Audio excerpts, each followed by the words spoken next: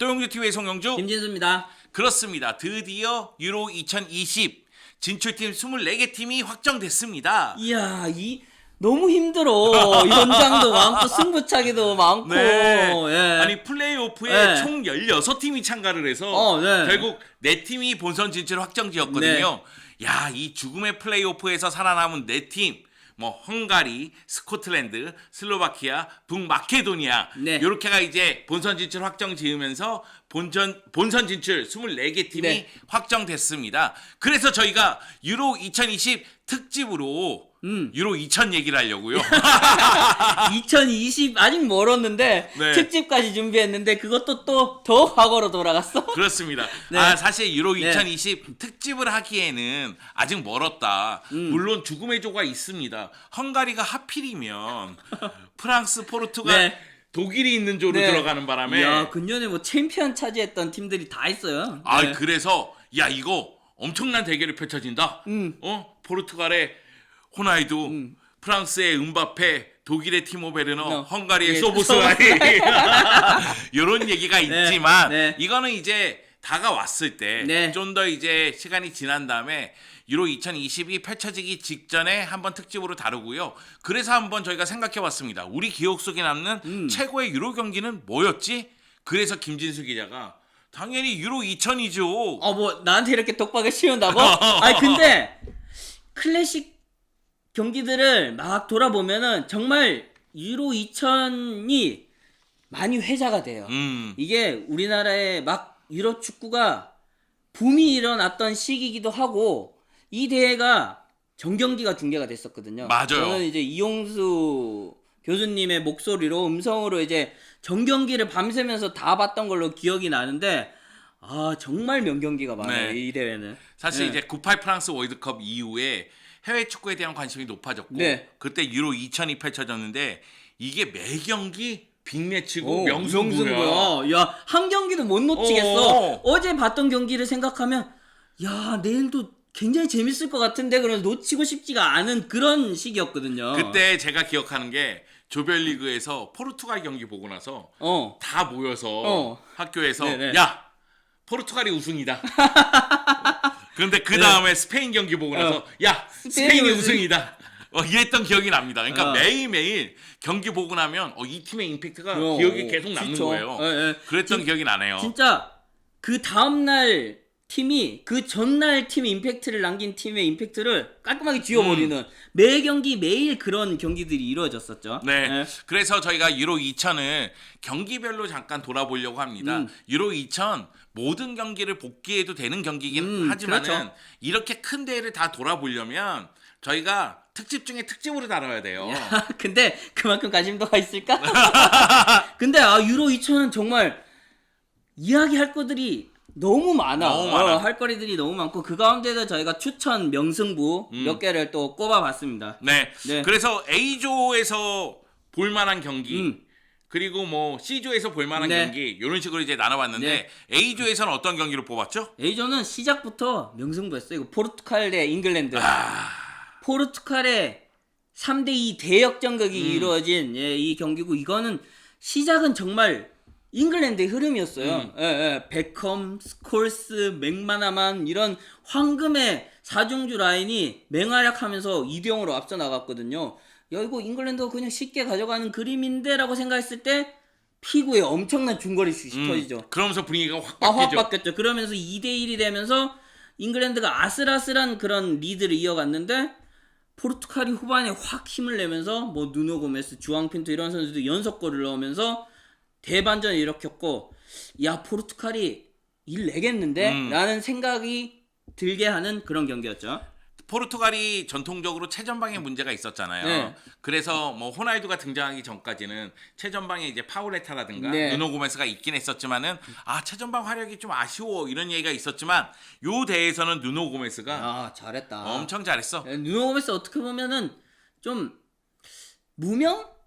그렇게 인지도가 높은 그런 선수는 아니었는데 이 대회를 통해서 확 떴죠. 거기다가 또 잘생겼어. 야, 진짜 엄청났죠. 여성 팬들도 굉장히 많았고요. 거기다가 이제 우리가 알고 있는 피구에다가 콘세이상 이 측면 쪽에서의 스피드가 어마어마했기 때문에 포르투갈은 보는 재미가 있었고 잉글랜드는 지금과 마찬가지입니다. 이름값이 어마어마했죠. 야. 네, 베컴이래. 뭐 이런 베컴, 거죠. 스콜스, 시어로, 오웬 뭐 이런 선수 있었으니까. 네, 그런데 그 잉글랜드를 꺾은 포르투갈. 그때 우리가 얘기했죠. 아, 포르투갈이 우승할 수도 있다. 하지만은 다음 경기들 보면서 이야기가 또 달라집니다. 네. 자, C조에서 빅경기가 좀 많았어요. 네, 일단 먼저 B조가 있었는데 왜 B조는 이야기를 안 하냐 이런 얘기를 하실 수도 있는데 그 당시에 이 B조가 이탈리아, 터키, 스웨덴 뭐 이런 팀, 벨기에 이런 팀도 있었는데 B조가 저는 조금 시들했어. 이 맞아. 전체적인 분위기가 너무 업돼 있다 보니까 B조가 조금 시들한 감이 있었죠. 예. 그리고 이제 C조에서는 소위 얘기해서 명승부 자판기라고 해야 되나? 유고슬라비아가 있다 보니까 야, 유고도 있고 2대에서는 슬로베니아가 정말 이야, 깜짝 활약. 슬로베니아 대단했습니다. 자오비치를 앞서온 정말 대단한 활약을 했고 C조 그래서 명경기를 2경기로 꼽아봤어요. 네, 일단 첫 번째는 유고슬라비아 대 슬로베니아의 3대3 경기. 야, 이 한대에 이런 경기 나오기가 굉장히 어렵거든요. 그런데 이게 계속 나옵니다. 네, 그 다음에 3차전 때 유고슬라비아와 스페인의 3대4 경기. 이 경기에서는 정말 난타전이 펼쳐졌고 스페인의 알폰소의 깜짝 활약. 야, 알폰소가 이런 활약을 할 줄은 몰랐네, 대회에서. 네, 정말 야, 골이 뭐 이렇게 많이 터져? 아니, 유고슬라비아 경기는 믿고 봐도 괜찮았어요. 왜냐면은 일단 자기들이 3골 먹고 시작하는 느낌이 들어서. 네, 그리고 유고슬라비아가 이때 굉장히 뭐라고 해야 될지 이 약간 비속어로 간지 이런 가오가 있는 그런 팀이었거든요. 그렇습니다. 최전방에 밀로세비치가 이렇게 깃을 딱 세우고 약간 찌그러진 브래드 피트 얼굴을 그래. 하고 인상을 쓰면서 이제 중심을 잡아주고 그 뒤에 뭐 미야토비치라든지 이런 선수들이 정말 쟁쟁했거든요. 이 약간 터프한 그런 이미지가 느껴졌죠. 유고슬라비아 그런 매력이 있었고 이런 팀들에서 슬로베니아도 밀리지 않는 그런 힘을 보여줬는데 여기에서 자오비치가 큰 역할을 했다. 네, 자오비치가 그때 국내에서 인기가 굉장히 많았어요. 왜냐면은 슬로베니아가 상대적으로 약팀이잖아요. 네. 그 약팀의 에이스인데 간지야 얘도. 너무 잘해. 그리고 자오비치도 약간 판타지스타 같은 그런 계열이거든요. 1.5선, 2선 이렇게 활약한 선수인데 결정적일 때 한 방씩 터트리면서 분위기를 확 바꿔버리니까 야, 쟤 뭐야? 저 엄청 잘하는데 이런 느낌이 들었었죠. 네. 자, D조로 넘어갈게요. D조는 조가 예술이었어요. 네덜란드, 프랑스, 덴마크, 체코였는데 이조는 프랑스랑 네덜란드가 올라가겠지라고 생각했던 것과 달리 체코가 굉장히 좀 끈질기게 물고 늘어졌다. 그러나 최종적으로는 우승 후보로 꼽히던 프랑스와 네덜란드가 올라간 조였고 흔히 그때를 기억하신 분들은 3차전에서 프랑스와 네덜란드가 펼친 3대2 경기가 더 명경기가 아닌가라고 얘기를 하시기도 하는데 그때 그 경기는 프랑스는 사실상 2군에 가까운 라인업을 냈어요. 8강 진출이 확정이 됐고 네덜란드는 조 1위를 차지하기 위해서 주전을 냈던 그런 갭차가 있던 경기였고 저는 내용적인 측면에서는 오히려 이 1차전이었던 네덜란드와 체코의 경기 네덜란드가 1대0으로 승리한 경기인데 이 경기는 프랑크 데브르의 페널티킥으로 네덜란드가 이겼지만은 참 논란도 많고 볼거리도 많았다. 전반전에는 네덜란드가 엄청나게 몰아붙였거든요. 그러면서 야, 네덜란드 거의 뭐 일방적으로 몰아붙인대라고 생각했는데 이게 체코의 작전이었던 거야.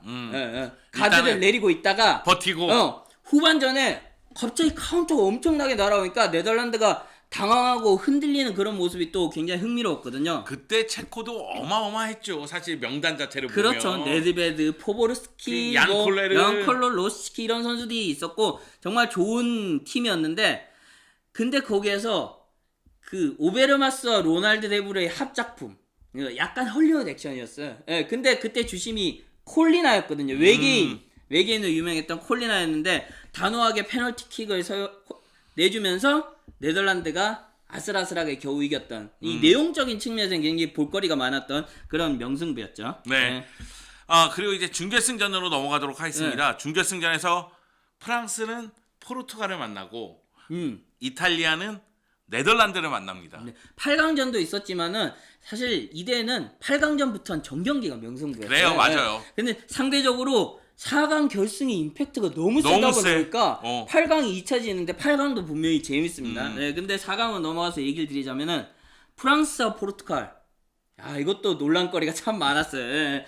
그 포르투갈이 먼저 누노 고메스의 터닝 슛으로 선제골을 넣었던가요? 제 기억에 그렇게 기억나는데 프랑스가 또 저력을 보여준 게 앙리와 지단의 뒷심이 발휘됐고 여기에서 제가 기억하기로는 그 사비에르의 핸드볼 반칙에 그래, 그게 논란이 됐어요. 맞아. 그러면서 페널티킥을 내주고 프랑스가 극적으로 올라갔었거든요. 그때 보면서 다 같이 그런 얘기했어요. 눈에도 잘 띄는 녀석이 거기에서 그렇게 반칙해버리니까 외모상 눈에 확 들어오는 그렇죠. 선수였거든요. 저 멀리 있어도 쟤만 눈에 들어와. 노란 머리에. 근데 그렇게 좀 아쉽게 포르투갈이 탈락했죠. 어떻게 보면은 야 우승할 수 있겠는데라는 그림으로 계속 가고 있었는데 이런 실책 한 번이 또 프랑스에게 내주게 되는 그런 결과로 이어졌고 그리고 유로 2000을 얘기할 때 최고의 경기 무조건 빼놓을 수 없는 네. 그리고 0대0 중에 최고의 0대0 경기 이탈리아 대 네덜란드. 야, 이 0대0 경기 이렇게 재밌고 진땀이 날 수가 있나 싶은 그런 경기죠. 전반전 끝날 때만 하더라도 야 이거는 시간 문제야. 그냥 네덜란드가 올라간다. 그렇죠. 이런 생각이 있었어요. 그리고 잠브로타였던가요? 분명히 초반에 일찍 퇴장이 당하면서 수적으로 우위고 홈팬들의 또 응원까지 등에 업었으니까 완전 파상 공세로 이어졌죠. 근데 야 이탈리아의 카테나초가 왜 카테나초인지 진짜 대단했어요. 거기다가 이 경기의 최고의 선수 토이도. 야 톨도는 와. 이 경기 최고의 선수가 아니라 사실 2대 최고의 선수로도 부족함이 없는 그런 활약이었고. 아니 나도 이 경기 보면서 토이도 골키퍼가 너무 잘 막는 거야. 네덜란드의 이 슈팅들을 그 가운데 갑자기 해설자가 그 얘기를 한 거야.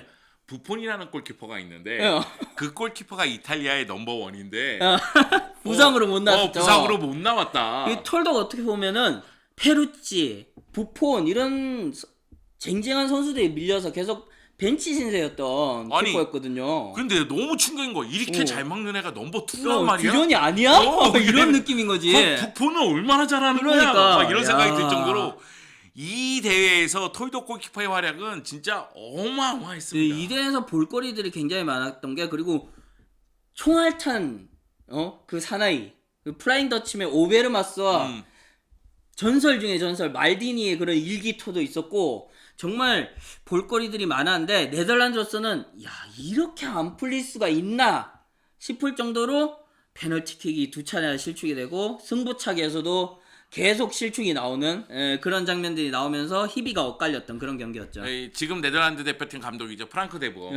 프랑크 데보어가 페널티킥을 거의 놓치는 걸 본 적이 없었어요. 그러니까 그 전까지는 프랑크 데보어가 정말 페널티킥 스페셜리스트였고 수비수 4번을 보고 있는 이 선수가 페널티킥을 찬다는 것 자체가 그리고 앞선에 누가 있어요? 베르캄프, 패트릭 클라이베트 이런 선수들이 있는데도 이 선수가 페널티킥을 찬다는 것 자체가 그만큼 신뢰가 있고 정확도가 있다라는 뜻이었거든요. 근데 토이도 와 대단해. 그래서 결국 0대0 끝에 승부차기로 갑니다. 근데 이제 승부차기로 갔다는 것 자체가 심리적으로 제가 보기엔 이탈리아가 더 유리하다는 거죠. 그리고 승부차기 끝에 이탈리아가 3대1로 네덜란드를 제압하고 결승으로 가게 되죠.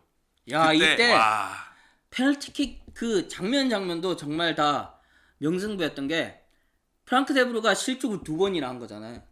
그 조별리그 때도 정확하게 꽂아 넣어서 팀을 4강까지 올려놓은 그런 선수거든요. 그걸 또 2번이나 막아낸 톨도가 대단했고 그리고 이탈리아 키카에서는 토티가 파넨카로 찍어차면서 이 강심장의 면모를 그 어린 시절부터 보여줬어요. 얼마나 멋있었는지 알아요. 정말 이렇게 긴장감이 흐르는데 거기서 그렇게 찬다고? 저 상상도 못했어요. 그때 성향에 따라서 딱 나눠줬어. 네덜란드 응원하는 쪽, 이탈리아 응원하는 쪽. 딱 그 개인의 성향. 그러니까 자기가 공격 축구를 너무 좋아하는 사람들은 야 역시 네덜란드 그리고 나서 이 경기 승부차기로 패배한 다음에 승부차기 없애야 된다 막 이런 얘기 했었고 그리고 수비적이고 조직적이고 이런 면을 좋아하는 그 팬들은 이탈리아 축구 그렇죠.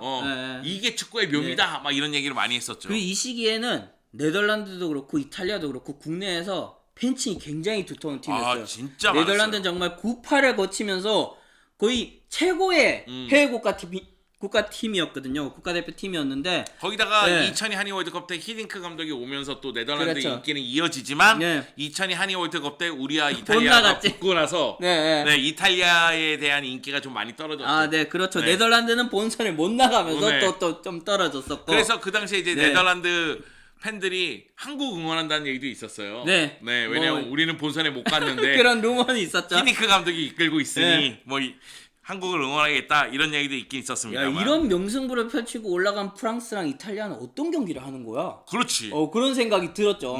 정말 재밌었는데 이 경기도 선제골을 이탈리아가 가져갔어요. 네. 이탈리아가 정말 이 장면에서도 전 토티의 그 천재성이 빛난 게 토티의 백힐 패스가 콘테였던가요? 예. 누구였죠? 측면에 페소토였던가요? 페소토에게 정말 프리한 찬스를 내주게 만들었고 그리고 크로스를 델베키오가 넣어서 야 이탈리아가 선제를 가져가네? 그런 느낌이 들었거든요. 그러면서 프랑스는 공세를 펼치고 이탈리아는 역습으로 가는 그런 당연한 어떻게 보면 자연스러운 그림으로 이어졌죠. 근데 여기서 야 델피에로가 너무 많이 날렸어. 아니 델피에로가 폼이 너무 떨어졌었어. 그렇죠. 그래서 제 기억에는 결정적인 찬스가 2번 있었던 걸로 기억하거든요. 여기서 하나만 넣었으면 이탈리아가 가져갔는데 그걸 못 넣으면서 결국 프랑스에게 기회를 내줬고 사실은 그 이탈리아가 선제골을 넣었을 때 경기 끝났다는 이야기도 많았어요. 왜냐면은 그렇죠. 네덜란드가 그렇게 공격했는데 안 뚫렸는데. 그러니까 프랑스라고 되겠어? 되겠어 이런 그런 얘기가 느낌이 있었지. 들은 거죠. 근데 됐습니다. 야 그것도 추가 시간에 교체로 들어온 윌토르가 이때는 정말 슈퍼 서브였어요. 맞아요. 잘했어요. 나오면은 정말 결정적인 골들을 넣어줬는데 이것도 정말 아쉬웠어요. 톨도 손에는 걸렸어. 걸렸는데 맞고 구석으로 깔려서 들어갔죠. 그렇게 연장이 됐는데 연장에서는 또 전혀 상상도 못했던 선수가 프랑스를 또 이끕니다. 네. 피레가 나타나서 갑자기 측면을 휘저으면서 완전히 열어젖힌 거야 이탈리아 수비를. 그러니까 쉽게 얘기하면은 98 멤버가 있고 새로 가세한 멤버들이 있는 거예요. 그쵸. 프랑스 대표팀 네. 내에서도. 근데 이제 98 멤버 위주로 팀이 구성이 되다가 필요한 순간마다 새로운 얼굴들을 투입하는데 그렇죠. 이게 장난이 아닌 거야. 그래서 피레가 열어젖힌 걸 트레제가 그걸 또 멋지게 발리슛으로 꽂아 넣어. 이걸로 트레제게가 이제 뻥 떴죠. 아야 정말. 그러면서 또 이탈리아와 프랑스의 희비가 교찬. 그리고 프랑스가 메이저 대회 2회 연속 우승을 차지하게 되는 그런 장면이 이어졌죠. 98 프랑스 월드컵과 유로 2000을 동시에 석권하는. 그러면서 프랑스의 시대가 열렸지. 네. 그래서 지금도 그런 얘기 하시는 분이 있어요. 2018 러시아 월드컵 프랑스가 우승했으니 유로 2020도 프랑스가 가져갈 가능성이 높지 않겠느냐. 역사는 반복되는 거 아니냐. 이렇게 얘기하시는 분이 있긴 있습니다. 제 옆에. 아닌데? 난 그렇게 얘기한 적 없는데. 근데 이때 당시만 해도 메이저 대회 2연패라는 건 정말 힘든 일이었어요. 이건 상상조차 못한 일이었어요. 상상조차 못한 일이고 물론 이제 그 다음에 스페인이 3회 연속 그렇죠. 하다 보니까 스페인이 정말 금자탑을 쌓은 바람에 이게 좀 약간 희석됐다 그래야 되나? 조금 희미해진 그런 감이 있는데 정말 그때는 대단한 업적이었고 그러면서 지단 그리고 이 프랑스 대표팀에 대한 그런 굉장한 칭송이 이어졌었죠. 네. 그러면은 유로 2000을 돌아볼 때 가장 인상에 남는 선수 한 명씩만 얘기합시다. 한 명씩? 네네네. 저는 당한 게 있다고. 톨더지. 톨더는 죽어도 못 잊을 것 같아. 톨도 해야지. 이야 진짜 아니 어떻게 그렇게 막냐? 그리고 선수들이 네덜란드 선수들이 그때 좀 위축된 게 느껴졌어. 아니 이렇게 차도 안 들어가? 그러면은 정말 꺾어서 끝을 맞춰서 차야겠다 싶은 게 정말 많았고 그러다 보니 골대도 여러 차례 맞췄거든요. 톨도 뒤에는 또 골대까지 있다 보니까 야 네덜란드에겐 악몽이었죠 그때. 저는 톨도에 대한 악몽이 너무 심해서 톨도를 꼽았는데 위원님은 누구를? 저는 포르투갈의 누노 고메스. 누노 고메스 진짜 잘했죠. 네. 사실은 그 트레제기의 그 마지막 골의 임팩트가 너무 세요. 그렇죠. 너무 세긴 하고 또 프랑스는 지단의 팀이잖아요. 그렇죠. 그 티랑의 활약도 눈부셨고 이런 부분들을 다 얘기해야 되겠지만 그리고 포르투갈을 얘기한다고 친다면은 역시 이제 루이스 피고를 얘기해야 되겠지만은 그럼에도 누노 고메스는 그 당시 제 눈에는 진짜 완벽한 스트라이커다. 완벽한 스트라이커. 위치면 위치, 슈팅이면 슈팅, 헤더면 헤더, 외모면 외모. 발리면 발리, 그걸 가져가는 선행 동작까지 해서 야, 이런 선수가 있어? 야, 어느 클럽이야? 막 이렇게 찾아보고 하게 만들었는데 또 묘하게 대표팀에서만 잘하고 메이저 대회 본선에서만 잘해. 네. 그런 거 있잖아요. 애국자. 그렇죠. 약간 그런 느낌이었죠. 사실 예선에서는 파울레타가 다 했는데 파울레타가 본선에서 좀 삐그덕거리는 게 있다 보니까 결국은 선발 파울레타 후보 교체가 이제 누노 고메스였는데 이게 또 이제 바뀌기도 하고 막 이런 상황이 많았습니다. 이때 포르투갈이 이제 메이저 대회에서 성적이 나오기 시작했는데 피구는 어떻게 보면 약간 상수였어요. 피구의 활약은 당연한 건데 누노 고메스가 이런 변수를 만들어주면서 토너먼트에서도 성적이 잘 나왔던 것 같아요. 네. 저희가 이제 유로 2000 얘기를 한번 해봤습니다. 유로 2020이 다가오고 있기 때문에 한번 가장 우리 기억에 남는 유로 대회가 어느 거냐. 그러면서 이제 유로 2000 얘기를 해봤는데 역시 추억을 얘기하다 보면 시간 가는 줄 모르는 것 같아요. 유로 2000은 그리고 너무 재밌어. 할 너무 재밌습니다. 여러분 지금이라도 늦지 않았습니다. 하이라이트로 한번 찾아보세요. 너무 재밌어요. 너무 재밌어요. 추천하는 거지? 추천.